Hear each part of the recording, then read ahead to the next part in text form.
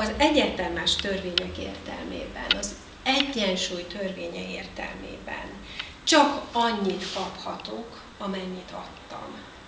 Akkor kaphatok, hogyha adtam. Hogyha valamiben nagyon sokat beleteszek, akkor várhatom, hogy én abból kapni is fogok. Ez egy nagyon-nagyon érdekes kérdés, mert sokan fogalmaztak úgy az előadásokon, hogy ők már annyi mindent adtak hosszú ideig, és most már nem adnak.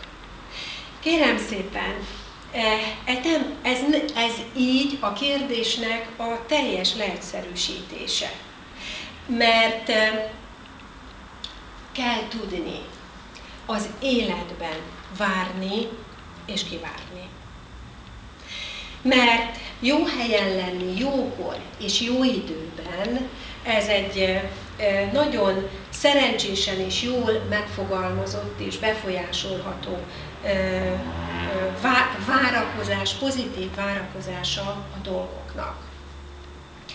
Csak hogy én odafejlődök-e, az ember a személyiségével odafejlődik-e, ahhoz a ponthoz eljut-e, hogy felismerje, hogy most, amikor kapok, amikor a bőséget szeretném, vagy anyagi juttatásokat szeretnék, akkor ez tulajdonképpen jön is hozzám. Észreveszem-e?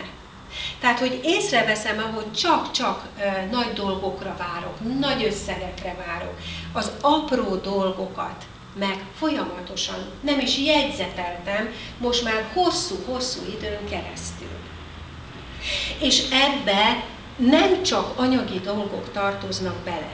Kapja az ember, kapja. Tehát én azt hiszem, hogy ha valaki képes önmagára, a vele történő dolgokra odafigyelni, és ugye nem mindig azt annyira megszokott, hogy a másik ember vizsgálgatjuk, az ő cselekedetét vizsgálgatjuk, és közben meg nem vesszük észre, hogy egy csomó minden jut nekünk, magunknak is, mert hogyha ezt észrevennénk, akkor elkezdjük látni, hogy az adok és a kapoknak az egyensúly törvénye az működik. Ezek egyetemes törvények, nem emberi törvények.